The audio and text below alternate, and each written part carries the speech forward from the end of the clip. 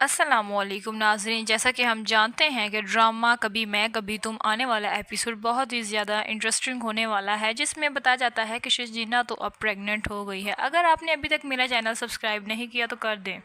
और इधर शजीना मुस्वा को बताती है कि जब मैं ऑफिस में थी तो मेरी तबीयत थोड़ी सी ख़राब हुई थी, तो मैंने कैब लेकर मैं हॉस्पिटल चली गई थी। तो मुस्वा उसे फोर्स करता है कि आखिर तुम मुझे बताओ कि तुम हॉस्पिटल क्या करने गई थी। शजीना पहले बहुत देर हंसती रहती है कि शायद मुस्वा ये सुनकर बहुत खुश होगा कि शजीना प्रेग्नेंट है, लेकिन शजीना बाद में मुस्वा को बताती है कि मैं हॉस्पिटल इसलिए गई थी क्योंकि मुझे बहुत ही ज़्यादा घबराहट हो रही थी और मैं देखना चाह रही थी कि मुझे क्या मसला हो सकता है। वैसे मुझे पता था कि शायद मैं उम्मीद से हूँ।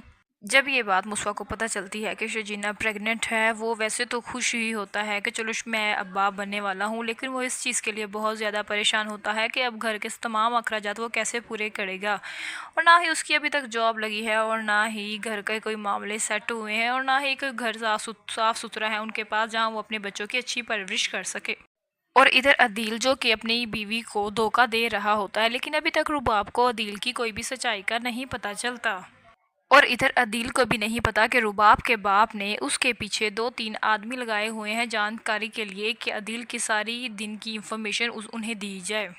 और इधर जब रुबाब के बाप को पता चलता है कि अदील तो वाकई ही रुबाब को धोखा दे रहा है, वो सिर्फ उसके पैसे को हड़पना चाहता है और उसकी कंपनी को भी बिल्कुल ही ख़राब कर रहा है, उसमें काफ़ी ज़्यादा शेयर्स खुद रख रहा है और अपने अकाउंट में पैसे भेजता चला जा रहा है और बहुत सारे लोगों को उसने वहाँ ख़रीद भी लिया है। उसे रुबाब पर बहुत ज़्यादा गुस्सा आता है कि आखिर उसने ऐसे आदमी पर यकीन क्यों किया है।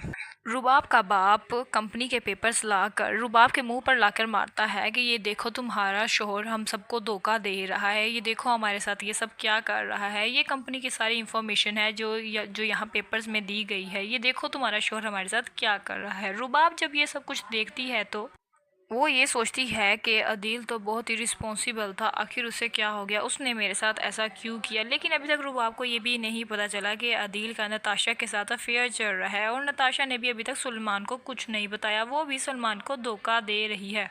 और इधर अदील अपने माँ बाप को कहता है कि आप मेरे साथ चलें मेरी कोठी में और मैं आप लोगों को अपने न्यू घर में लेकर जाता हूँ। लेकिन अदील के माँ बाप कहते हैं ये हमारा ही घर है, हम शुरू से यहीं रहे हैं, मैं हम तुम्हारे साथ हरगिज़ नहीं जाएंगे, हमें वहाँ जाने का कोई शौक़ नहीं है।